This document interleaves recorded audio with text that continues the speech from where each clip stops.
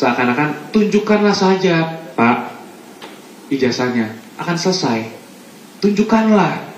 Kalau sampai ditunjukkan, ini akan meng-create chaos dan presiden yang sangat buruk.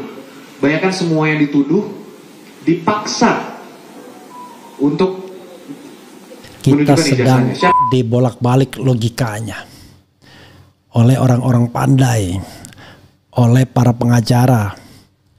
Jadi kalau Anda orang awam dan merasa tidak tahan mendengar pembalikan logika ini, ya sudah. Tetapi kan saya kewajibannya untuk memberikan perspektif lain. Karena sekali lagi yang kita cari itu kebenaran, bukan pembenaran. Oke. Kita ambil satu sekuen dari argumentasi para pengacara yang baru saja melakukan press conference. Saya tidak tahu mengapa mereka kemudian press conference, tapi dugaan saya karena masifnya data-data baru yang disampaikan Rismond Siahaan, Dr. Tifa dan Roy Suryo. Mulai dari tidak identiknya ijazah 1120 dengan ijazah 1115, 1116, 1117. Lalu Rismond dengan iseng bicara mengenai tumpang tindih atau overlapping dari huruf dengan lambang UGM. Dr. Tifa menemukan kata puasa dan pasa, ya harusnya pasa tapi dihitung puasa. Roy Suryo juga melakukan perbandingan dengan ijazah dan lain sebagainya.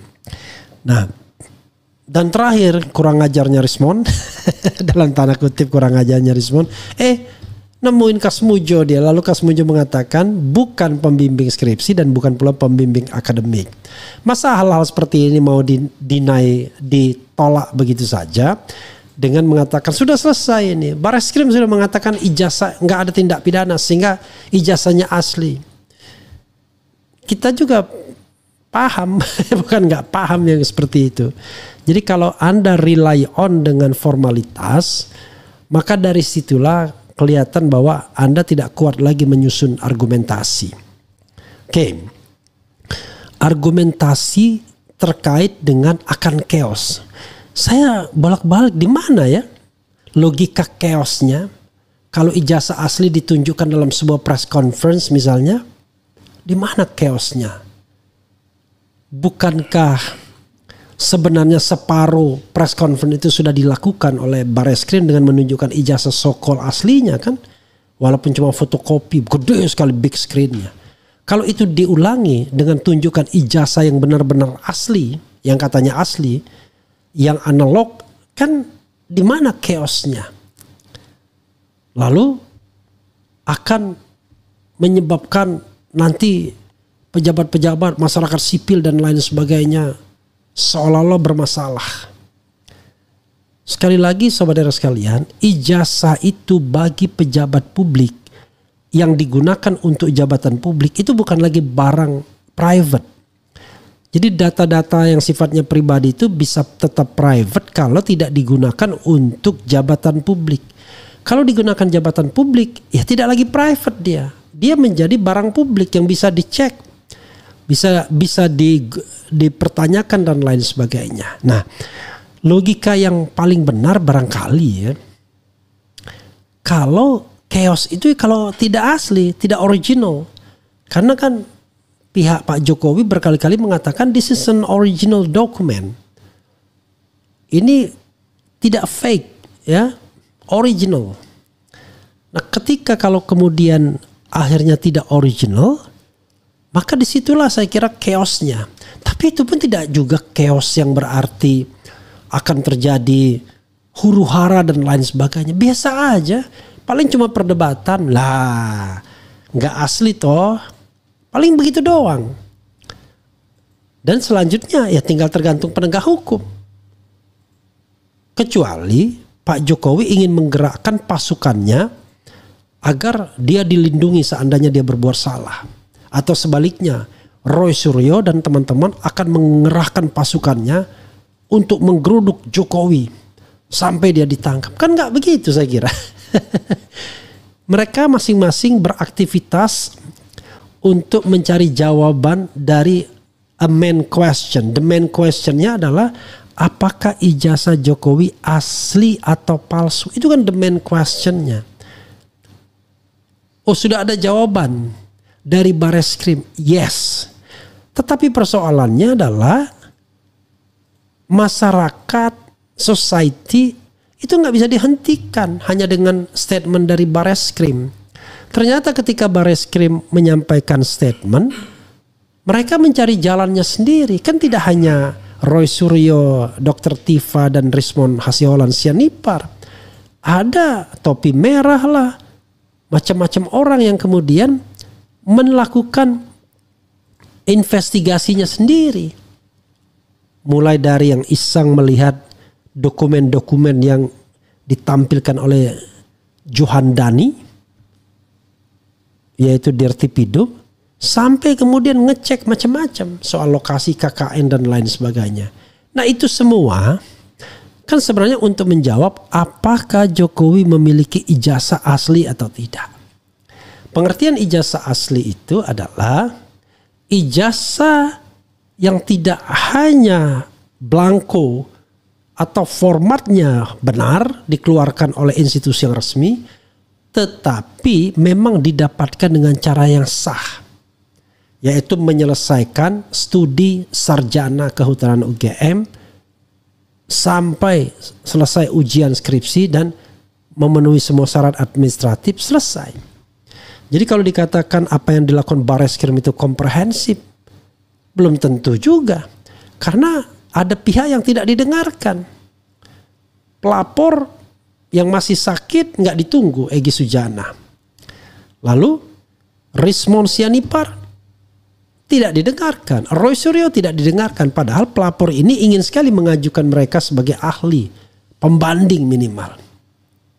Belum lagi, misalnya misteri guest saya mengatakan bersedia dipanggil Polri, dipanggil Mabes Polri atau Bareskrim seandainya disuruh membuktikan soal identik tidak identiknya ijazah 1120 dengan ijazah yang dia perbandingkan, yang tidak lain adalah teman satu angkatan Jokowi dan lulus pada tahun dan tanggal yang sama. Jadi saudara sekalian, logika ini ya logika yang aneh saja. Justru menghindari dari masalah yang sesungguhnya. Kan masalah sesungguhnya adalah masyarakat itu punya curiosity, punya rasa ingin tahu. Dan itu dilindungi konstitusi sebagai the right to information pasal 28F UUD 1945. Masyarakat berhak atas informasi. Jadi itu lebih tinggi daripada pasal-pasal KUHP dan lain sebagainya yang sering diancamkan kepada kita semua oleh para pengacara. Ya kan? Jadi sobat era sekalian, ini soal yang terkait dengan mencari kebenaran material, bukan kebenaran formil. Apa yang disampaikan Bareskrim itu dan kemudian diakui sebagai sesuatu yang benar, ternyata tidak material diterima masyarakat, hanya formil saja. Secara material mereka masih mempertanyakan. Jadi pasal 28F UUD 1945 itu berbunyi setiap orang berhak untuk berkomunikasi dan memperoleh informasi untuk mengembangkan pribadi dan lingkungan sosial. Memperoleh informasi berhak. Serta berhak untuk mencari, memperoleh, memiliki, menyimpan, mengolah, dan menyampaikan informasi dan menggunakan segala jenis saluran yang tersedia. Saya nggak yakin ya, polisi apa penegak hukum membaca pasal ini atau enggak. Atau lawyer membaca pasal ini atau enggak. Karena yang mereka pikirkan selalu undang-undang di bawah, aturan di bawah undang-undang dasar. Ini undang-undang dasar, sekali lagi saya bacakan pasal 28F Undang-Undang Dasar 1945, ini perubahan kedua ya. Perubahan kedua UUD 1945. Setiap orang berhak untuk berkomunikasi dan memperoleh informasi untuk mengembangkan pribadi dan lingkungan sosialnya, serta berhak untuk mencari, memperoleh, memiliki, menyimpan, mengolah, dan menyampaikan informasi dengan menggunakan segala jenis saluran yang tersedia. Yang penting dia tidak melanggar hukum. Nah, yang dilakukan Roy Suryo dan lain sebagainya adalah dia mencari, mengolah, dan menyampaikan informasi tentang ijazah palsu. Dia lakukan itu. Sekarang pertanyaannya adalah Kalau misalnya fakta-fakta yang dikemukakan tidak menguntungkan, masa kemudian langsung dianggap pencemaran nama baik? Kan yang disampaikan fakta. Kalau fakta itu tidak benar, ya bantah faktanya. Contoh misalnya, Roy Suryo meragukan koran KR yang memuat pengumuman mahasiswa yang diterima di Fakultas Kehutanan UGM. Karena di situ tidak tertulis pasa tapi puasa. KR nggak mungkin, kata Roy Suryo, menulis puasa itu karena tidak ada dalam penanggalan Jawa. Dan kalaupun kemudian dianggap salah atau human error, rasanya human error itu kalau seandainya ketikan tiap hari. Tapi kalau tanggal itu kan template. Ya memang diubah setiap hari tapi kan template. Misalnya gini, puasa itu sudah template, ceglok, muncul puasa, muncul pasa. Jadi template sudah. Karena itu rasanya errornya kecil. Nah, dibantah. Cara membantahnya adalah cek sama-sama ke KR yang katanya lengkap koleksi mereka, arsip mereka. Lihat pada tanggal 18 Juli 1980 itu ada nggak pengumuman itu? Kan begitu cara cara kita. Nggak perlu Bareskrim. Memang yang disampaikan Bareskrim benar semua. Dia juga manusia biasa. Apalagi ditengarai tidak terlalu netral dalam kasus ini. Oke, berikutnya lagi. Roy Suryo mempermasalahkan atau Rismond mempermasalahkan mengenai tidak identiknya ijazah Jokowi dengan 3 ijazah pembanding. Dicek sama-sama. Sama-sama itu. Kalau memang tidak sama, tidak identik, maka harus ditanya. Yang palsu yang mana? Kan begitu. Apakah yang dibandingkan ijazah Pak Jokowi 1120 ataukah yang pembandingnya? Karena menurut peraturan Kapolri, pembanding itu harus otentik terlebih dahulu.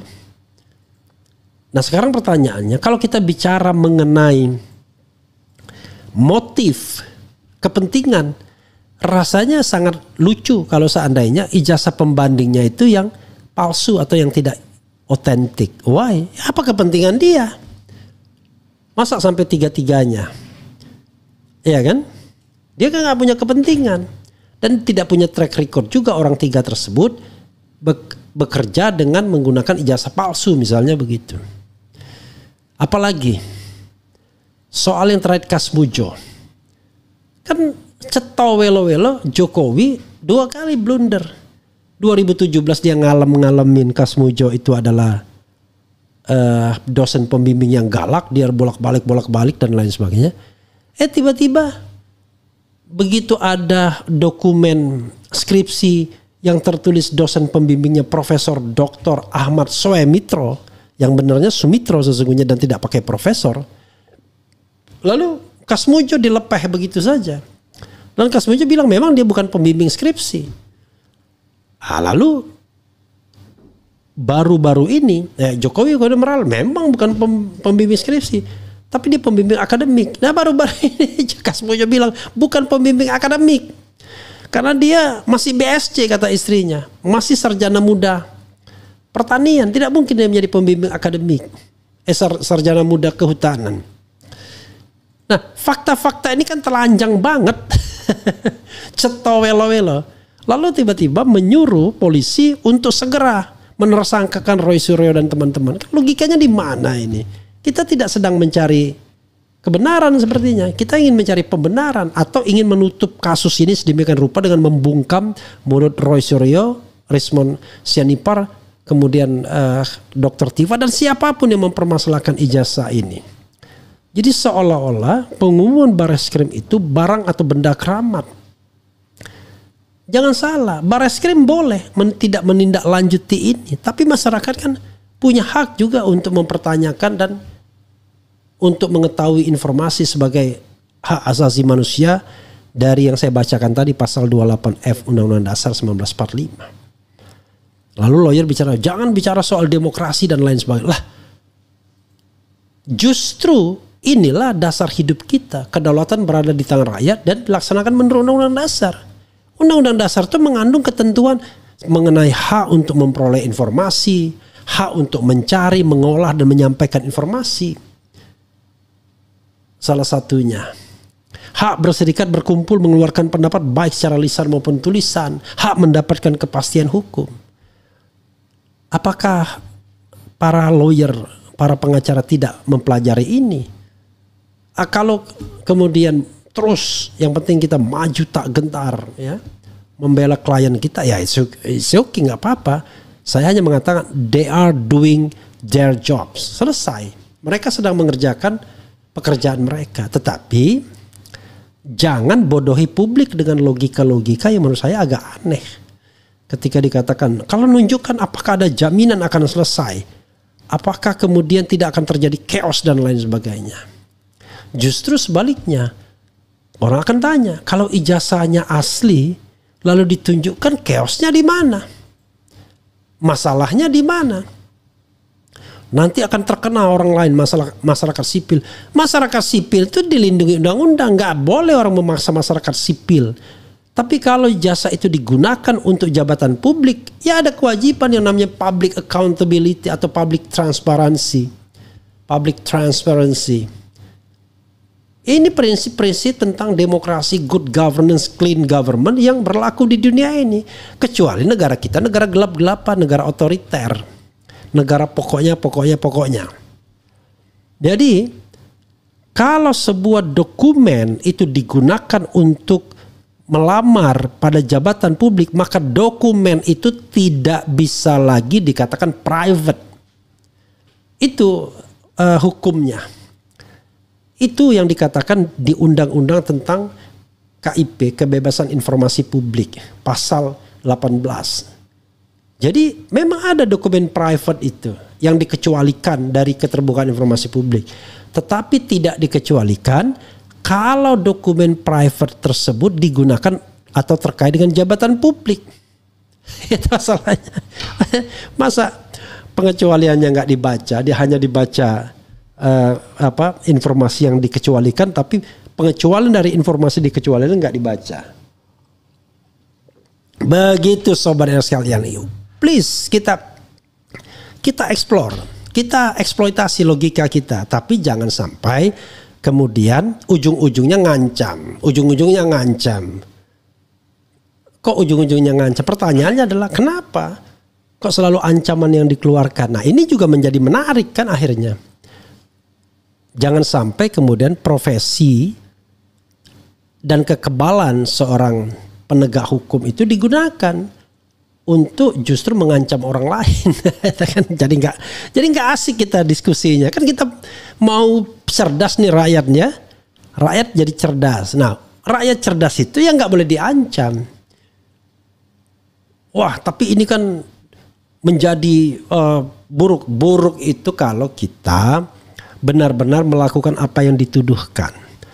Kalau tidak benar melakukan apa yang dituduhkan, kita akan mulia. Ya, nggak perlu pusing, bro. Kalau seandainya ijazah kita asli, nggak perlu pusing kita, santai aja. Saya dibilang jelek, kalau saya pernah mengatakan di awal-awal ya, seseorang itu tidak akan buruk kalau dia dibilang cuma sekedar dibilang buruk. Seseorang itu tidak akan bodoh kalau hanya dibilang bodoh. Jadi orang buruk itu karena kelakuannya memang buruk. Bukan karena orang lain yang bilang buruk. Orang itu bodoh karena dia sendiri memang bodoh. Bukan karena dibilang bodoh. Dibilang itu tidak akan mengubah substansi. Tapi ini kan era komunikasi. Itu kan soal akhirnya the truth itu revealed. Jadi kebenaran itu akan muncul dengan sendirinya. Don't worry kalau kita berada di pihak kebenaran. Tapi kebenaran tidak boleh muncul dengan korban terlebih dahulu. Seperti kasus dalam hukum Sengkon dan Karta. Sudah dihukum bertahun-tahun, akhirnya pembunuh sesungguhnya mengaku bukan Sengkon dan Karta yang membunuh tapi dia. Kan kacau jadinya. Jadi karena berlaku lagi ada game hukum. Lebih baik membebaskan 1000 orang yang bersalah daripada menghukum 1 orang yang tidak bersalah. Jadi kalau kita jadi lawyer, mental kita adalah mental mencari kebenaran. Bukan mental sekedar membela. klien kita dan kemudian dengan mengancam orang untuk sadap, untuk menutup mulutnya agar tidak lagi berbicara. Enggak begitu menurut saya ya. Tetapi ya sudah, kita hormati saja apa yang dikatakan. Jadi gini, kita anggap bahwa apa yang disampaikan pengacara Jokowi itu sebagai pendapat. Dan polisi tidak perlu terpengaruh dengan permintaan mereka agar mengkriminalkan orang. Cepat-cepat menjadikan Roy Suryo sebagai tersangka kan. Dengan mengatakan naik di penyidikan kan agar Roy Suryo, Dr. Tifa dan lain sebagainya dijadikan tersangka. Atau pakai penasihat Kapolri akan banyak tersangka katanya. Kan itu yang tidak boleh mempengaruhi. Jangan dianggap itu sebagai istana atau pesan dari istana, jangan. Atau pesan dari Menko, jangan. Tapi itu dianggap sebagai ya orang yang mungkin argumentasinya cuma sampai begitu saja. Nah sekarang kita yang membuat kontra argumen, masyarakat sipil ya, a civil society. Nanti dibilang, who you are? Kamu kan bukan lawyernya Roy Suryo, bukannya lawyernya Rismon, bukannya. Memang bukan. Tapi I'm part of civil society, bagian dari masyarakat sipil yang ingin mencari kebenaran dan ingin mendapatkan haknya atas the right to information. Jadi nggak perlu menjadi lawyernya Roy Suryo. Karena ini bukan berhadapan antara Roy Suryo dan Jokowi. No. Ini berhadapan antara masyarakat sipil yang diwakili oleh Roy Suryo, Dr. Tifa dan Rismon Hasyolan melawan Jokowi yang diproteksi oleh banyak pihak juga. Termasuk dibantu oleh para pengacara. Jadi tidak semata-mata antara Visapi Roy Suryo dan Jokowi. Ini bukan masalah pribadi. Ini masalah publik. This is a public affair. Ini adalah masalah yang terkait dengan kepentingan public interest. Public interest itulah yang mau diperjuangkan agar negara kita menjadi negara yang benar. Ada semangat good governance dan clean government. Ada semangat berdemokrasi, semangat bernarasi, semangat menyampaikan informasi, mengolah dan menyampaikannya secara bertanggung jawab. Kan begitu. Masa Rismon ngawur? Enggak lah. Masa Roy Suryo ngawur? Enggak lah. Kan dia menyampaikan dengan sebuah fakta-fakta dan analisis yang make sense, masuk akal, logik. Malah saya mengatakan apa yang disampaikan oleh pengacara Jokowi itu hanya bersandar kepada Bareskrim, tapi tidak pada substance yang seperti ditunjukkan oleh Rismon, Roy Suryo dan lain sebagainya. Begitu sobat era sekalian ya. Sekali lagi, this is my opinion. Belum tentu benar juga, makanya saya mengatakan kebenaran itu tidak dimonopoli. Tetapi jangan sekali-sekali menutup kebenaran itu dengan mengancam siapapun di Republik ini. Enggak elok. Yang kedua, serahkanlah kepada masyarakat agar menilai apakah Anda cukup kredibel atau tidak. Kan begitu. Tetapi ketika Anda ingin menggunakan kekuatan negara untuk membungkam orang, disitulah orang bertanya-tanya. What happened with you? Ada apa dengan Anda? Kan begitu. Begitu sobat era sekalian cara berpikir ya yang ingin saya tunjukkan. Oke, coba kita bacakan komentar sobat RH sekalian. Saya tadi mau istirahat tapi begitu mendengar press conference itu saya tergelitik jadinya untuk mengomentari gitu ya. Diam.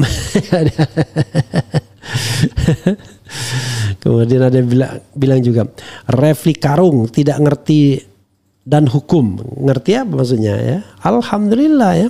Kan saya udah bilang Anda tidak akan bodoh kalau dibilang bodoh ya. Pengacara Mulyono kurang cerdas, ngancam karena merasa sukses terhadap Bambang Tri, padahal dia nggak sadar kalau bukan penguasa lagi. Geng Solo di ujung tanduk, chaos sambal terasi. Ternyata Jokowi membawa berkah, YouTube Refli laris ditonton. Nggak juga, sama aja ya. Gitu. memang saya tidak bisa bikin konten yang lain ya. Konten itu kan sesuai dengan concern kita. Concern kita adalah mengenai hal yang memang harus kita sampaikan. Kemudian takut ketahuan bikinan Jalan Pramuka. Teguh Santoso, saya ketawa lihat lawyer si Jokowi. Chaos itu apa? Justru ketika Jokowi tetap kekeh menyembunyikan kebenaran, chaos tetap eskalasi. Ini lawyer atau partner in crime. Cerdaslah Hasibuan. Chaos dikarenakan abal-abal, wakakak, konyol banget ya. Kemudian P4444 NIK mereka bang. Apa maksudnya nggak ngerti. Rakyat nggak boleh cerdas, ntar jadi nggak bisa dibohongin. Ijazahnya palsu. Mungkin di ijazah tersebut menjelaskan bahwa Bang Kowi adalah seorang nabi teknik kayu, makanya bisa nafsu chaos. Oke, nggak boleh juga kita ngomong begitu ya. Anda bisa membohongi semua orang dalam satu waktu. Anda juga bisa membohongi satu orang sepanjang waktu. Tapi Anda tidak bisa membohongi semua orang sepanjang waktu. Intinya Jokowi nggak punya ijazah asli. Yang dibikin Jokowi ijazah di Pramuka itu, oke, saya tidak mau yang ngata-ngatain ya. Buat sobat sekalian, inilah ya yang bagus. Seru buzzer Mulyono sudah berdatangan. Kasus ini penting untuk dibuka sejelas-jelasnya. Jangan seperti keinginan buzzer Mulyono percaya tanpa bukti. Kemudian tidak bisa mencerna fakta. Oke. Ketawain saja chaos sambal terasi. Kemudian waduh ini Termul dan Ceboker, ayo komen nanti komen Anda. Oke, saya dibuang dulu dah ya. Jangan terlalu mengganggu ya. Saya hide dulu karena kebanyakan sudah. Oke.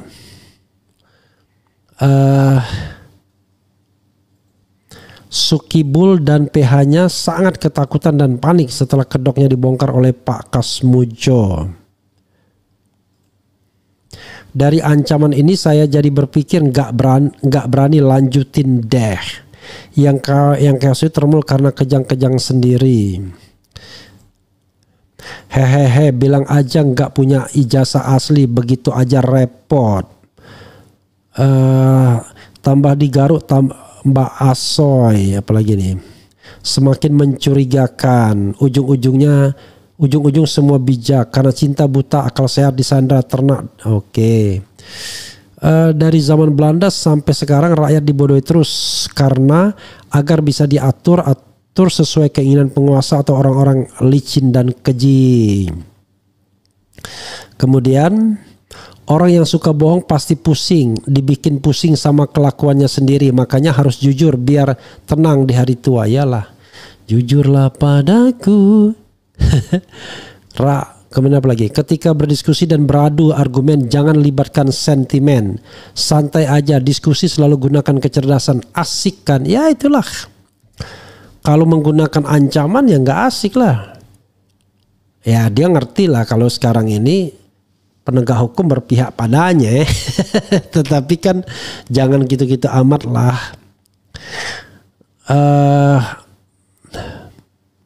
Kemudian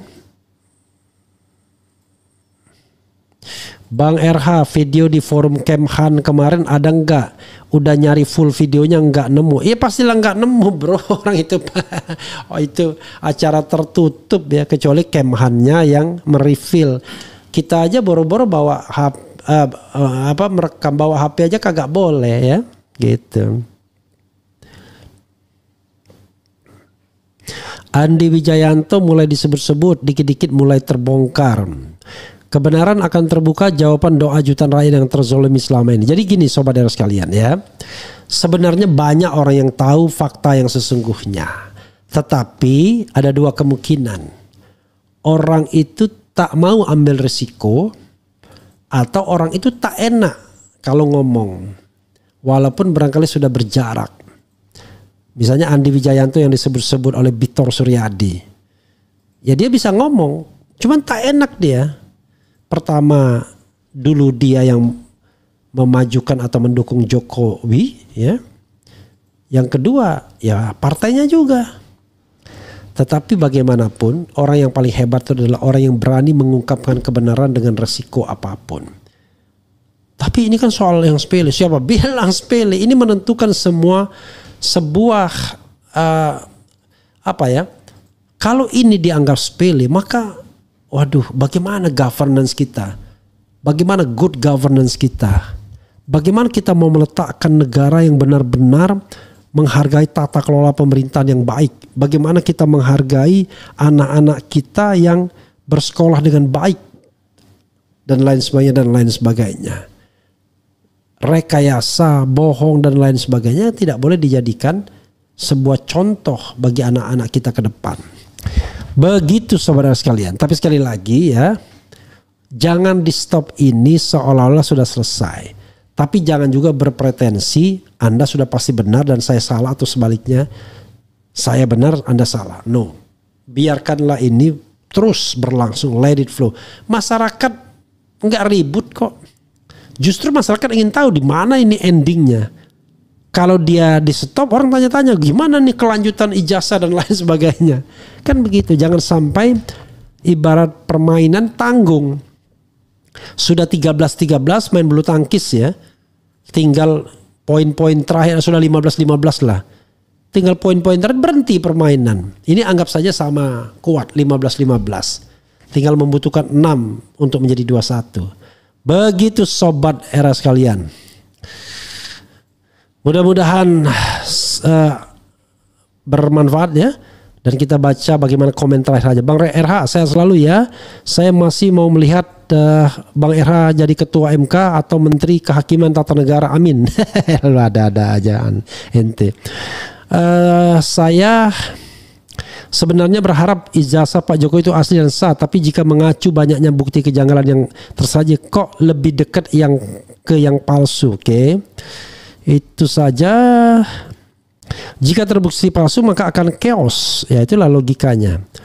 Kisah Umar bin Khattab menjadi oke. Ya begitu saja saudara sekalian ya. Mudah-mudahan ini bermanfaat bagi kita semua. Wassalamualaikum warahmatullahi wabarakatuh.